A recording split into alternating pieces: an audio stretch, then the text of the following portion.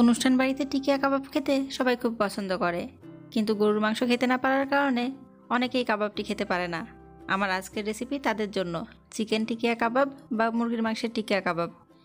রেসিপিতে যাওয়ার আগে আপনাদেরকে বলে রাখি, আমার চ্যানেলটি সাবস্ক্রাইব করবেন আর পাশে থাকা বেল বাটন ক্লিক করে দিবেন নতুন নতুন রেসিপি পাওয়ার জন্য। এখানে আমি একটি প্রেসার কুকার নিয়ে নিয়েছি, দেখতেই পাচ্ছেন, আর নিয়ে নিয়েছি মুরগির মাংস। এখানে আমি আধা কেজি মুরগির মাংস নিয়েছি, আর মুরগির মাংসগুলো কিন্তু হাড় ছাড়া, আর এভাবে কেটে নিয়েছি। তবে আপনারা যে কোনো সাইজে কেটে নিতে পারেন, যেহেতু আমরা এগুলো সেদ্ধ করব। তো এই মুরগির মাংসগুলো এখন আমি প্রেসার কুকারে দিয়ে দিলাম। নিয়ে নিয়েছি বুটের ডাল। এখানে কিন্তু 1 কাপ বুটের ডাল আমি প্রায় 2-3 ঘন্টা পানিতে ভিজিয়ে রেখেছিলাম, তারপরে ভালোভাবে পরিষ্কার করে নিয়েছি। দিয়ে দিলাম 2 টেবিল চামচ পরিমাণ আদা রসুন বাটা, আর এখানে কিন্তু আমি আদা রসুন একসাথে বেটে নিয়েছি। আর দিয়ে দিলাম 1 কাপ পরিমাণ পেঁয়াজ কুচি, 2টি তেজপাতা, 2 টুকরো দারচিনি, দিয়ে দিচ্ছি হাফ চা চামচ পরিমাণ লবণ। এখানে কিন্তু আমি লবণটা কম ব্যবহার করছি, কারণ পরবর্তীতে যখন কাবাব বানাবো তখন কিন্তু আমি আবারও লবণ ব্যবহার করব। হাফ চা চামচ হলুদের গুঁড়ো দিয়ে দিলাম, হাফ চা চামচ লাল মরিচের গুঁড়ো, আর দিয়ে দিচ্ছি পানি। এখানে আমি 500 মিলি পানি দিয়ে দিব। আপনাদেরকে একটু দেখিয়ে দিই, পানিটা এমনভাবে দিব যেন এই যে মাংস এবং বুটের ডাল এগুলো ডুবে যায়। প্রেসার কুকারে কিন্তু এভাবেই পানি দিতে হয়। খুব বেশি পানি দিলে উপর দিয়ে কিন্তু বের হয়ে যাবে, আবার কম পানি হলে কিন্তু নিচের দিকে লেগে যাবে। এখন আমি প্রেসার কুকারে ঢাকনাটা লাগিয়ে দিচ্ছি। এখন চুলায় দিয়ে 5টা হুইসেল দিয়ে মাংস এবং ডাল সেদ্ধ করে নিব। 5টা হুইসেল দেওয়ার পরে কিন্তু প্রেসার কুকারটা নিয়ে আমি ফিরে এসেছি। আপনাদেরকে একটু দেখিয়ে দিই, প্রেসার কুকারটা খুলেছি আমি, এখনও কিন্তু গরম আছে, দেখতে পাচ্ছেন ধোঁয়া বেরোচ্ছে। একটু চামচ দিয়ে দেখিয়ে দিই ডালটা কতটা সেদ্ধ হয়েছে। দেখুন ডাল কিন্তু একদম সেদ্ধ হয়ে গেছে।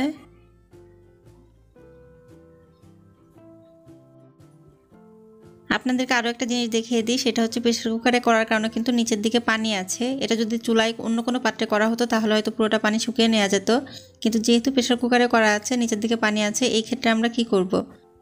আমরা প্রেসার কুকারটিকে চুলায় দিব আর পানিটা একদম শুকিয়ে নেব। প্রেসার কুকার আমি চুলায় দিয়ে নিয়েছি, আর প্রেসার কুকারের কিন্তু ঢাকনা লাগাইনি। আর এই সময় কিন্তু চুলার জালটা একদম বাড়িয়ে দিয়ে, অর্থাৎ হাইটে রেখে আমি কিন্তু জাল দিচ্ছি। প্রায় 5 মিনিট ধরে জাল দেওয়ার পরে দেখা যাচ্ছে যে প্রেসার কুকারের নিচের দিকে কিন্তু আর কোনো প্রকার পানি নাই। এখন ডালগুলো একদম সেদ্ধ হয়ে নরম হয়ে গেছে। তাছাড়া বুটের ডাল কিন্তু ঠান্ডা হওয়ার পরে আরও বেশি টাইট হয়ে যায়। এখন চুলাটি বন্ধ করে দিব। আর বেশ কিছুক্ষণ পরে বুটের ডাল যখন ঠান্ডা হয়ে গেছে তখন আপনাদেরকে একটু দেখিয়ে দিই। দেখুন বুটের ডালের নিচে কিন্তু কোনো প্রকার পানি নাই। বুটের ডাল আসলে সেদ্ধ করার পরে যদি একটু পানি থেকে থাকে তাহলে ঠান্ডা করলে কিন্তু এরকম হয়ে যায়। আপনারা যখন চেষ্টা করবেন তখন আপনারাও বুঝতে পারবেন যে কতটা এটি আঠালো হয়ে গেছে বা ঘন হয়ে গেছে। আপনারা ইচ্ছা করলে কিন্তু চিকেন আর বুটের ডাল এমনিতেও একটা পাত্রে সেদ্ধ করে নিতে পারেন, তবে প্রেসার কুকারে যেহেতু একটু দ্রুত হয়, আমি আপনাদেরকে প্রেসার কুকারে করে দেখালাম। এখন আমি একটি ব্লেন্ডার নিয়ে নিয়েছি, ব্লেন্ডারে একটি পাত্র নিয়ে নিয়েছি, আর এখানে দিয়ে দিচ্ছি সেদ্ধ করা ডালগুলো। তবে আপনারা কিন্তু চাইলে শিলপাটায় করে নিতে পারেন, আর শিলপাটায় করে নিলে আসলে বেশি ভালো হয়। তাছাড়া সবার ব্লেন্ডারে ব্লেন্ডিংও হয় না, সেই ক্ষেত্রে আপনারা শিলপাটায় করে নিতে পারেন, অর্থাৎ বেটে নিতে পারেন।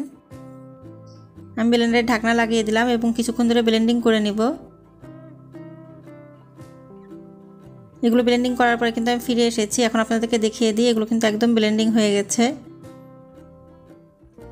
কাবাব তৈরি করার জন্য ব্লেন্ডিং করা মিশ্রণ আমি একটি পাত্রে ঢেলে নিয়েছি, আর আপনাদেরকে একটু দেখিয়ে দিই এটি কতটা স্মুথ হয়েছে। দেখুন, আপনারা কিন্তু এটি ব্লেন্ডারে না করে শিলপাটায় বেটেও নিতে পারেন, তাহলে খুব ভালো হবে।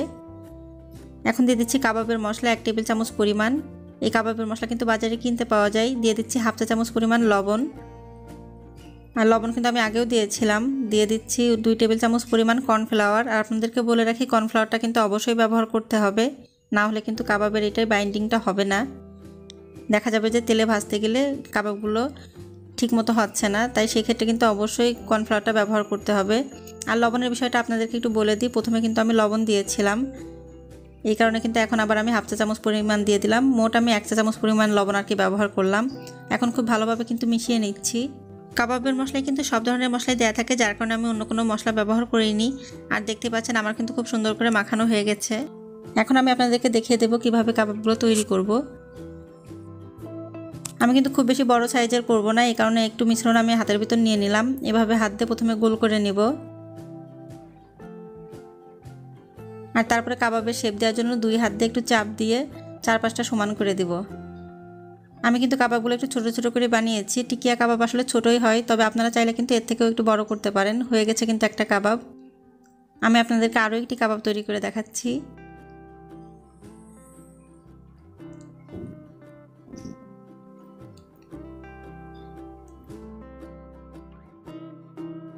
এভাবে কিন্তু আমি সবগুলো কাবাব তৈরি করে নিব। আর এই কাবাবগুলো আসলে বানানো খুবই সহজ।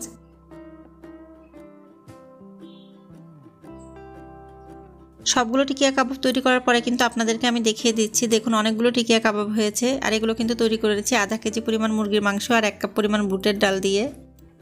আপনারা এই কাবাবগুলো কিন্তু ফ্রিজে সংরক্ষণ করে বিভিন্ন সময় বের করে ভেজে খেতে পারেন। তো সংরক্ষণের পদ্ধতিও আমি দেখিয়ে দিব। কাবাবগুলো সংরক্ষণের জন্য একটি ছড়ানো পাত্র নেবেন। আমি এই ট্রের উপরেই তৈরি করে রেখেছিলাম, এই জন্য এর উপরে আপনাদেরকে দেখিয়ে দিচ্ছি। ছড়ানো পাত্রের উপর অবশ্যই কাগজ বা কিচেন টিস্যু ব্যবহার করবেন। তার উপরে আপনারা যে কয় পিস কাবাব সংরক্ষণ করতে চান সেই কাবাবগুলো দিয়ে দিবেন, আর তার উপরে আপনারা আবার কাগজ বা কিচেন টিস্যু দিয়ে নেবেন। এখানে আমার হাতের কাছে কিচেন টিস্যু আছে বলে আমি ব্যবহার করেছি, আপনারা কিন্তু ইচ্ছা করলে কাগজও ব্যবহার করতে পারেন। এভাবে যখন ঢেকে দিবেন তারপরে আপনারা ডিপ ফ্রিজে রেখে দিবেন। রেখে দেওয়ার পর যখন কাবাবগুলো বরফ হয়ে যাবে তখন কাবাবগুলোকে বের করে নিয়ে আসবেন, আর উপর থেকে কাগজ বা কিচেন টিস্যু সরিয়ে দিবেন। তখন দেখতে পাবেন যে কাবাবগুলো বরফ হয়ে গেছে। তখন এই কাবাবগুলোকে নিয়ে একটা বক্সে রেখে দিবেন, আর বক্সে রেখে ডিপে রেখে দিবেন। যখন প্রয়োজন হবে তখন নিয়ে ভেজে খেতে পারবেন। আমি কিন্তু এগুলো করিনি, আপনাদেরকে জাস্ট দেখিয়ে দিলাম। এগুলো আমি ভেজে নিব। তো ভাজার জন্য চলে এসেছি চুলায়, আর চুলায় আমি তেল গরম করে নিয়েছি। তেলটা গরম হয়ে যাওয়ার পরে আমি কাবাব দিয়ে দিচ্ছি। আপনারা কিন্তু এগুলো ইচ্ছা করলে ডুবো তেলে ভাজতে পারেন। আমি মোটামুটি তেলটা দিয়েছি, তবে পুরোপুরি ডুবো তেলে দিইনি। কাবাবগুলো ছোট তো কোনো সমস্যা নাই, এভাবে কিন্তু অল্প তেল দিয়েও ভাজতে পারবেন আপনারা। কিছুক্ষণ পরে কিন্তু আমি উল্টিয়ে দিচ্ছি। আর কাবাবগুলোকে ভাজার সময় কিন্তু আপনারা খেয়াল রাখবেন চুলার জালটা কিন্তু খুব বেশি বাড়িয়ে দিবেন না, তাহলে কিন্তু পুড়ে যাবে। এই ক্ষেত্রে চুলার জালটা মিডিয়াম টু মিডিয়াম লো হিটে রাখবেন। আর তাছাড়া এগুলো কিন্তু আগে থেকেই সেদ্ধ করে নেওয়া, আমাদের ভাজতে কিন্তু খুব বেশি সময় লাগবেও না। এক পাশ উল্টিয়ে দেওয়ার পরে আমি কিন্তু আরও এক পাশ ভেজে নিচ্ছি। কিছুক্ষণ পরে আমি বিপরীত পাশে উল্টিয়ে দেখছি যে হয়েছে কিনা। হ্যাঁ, সুন্দর হয়েছে কিন্তু। আমি সবগুলো আবারও একটু উল্টে দিচ্ছি।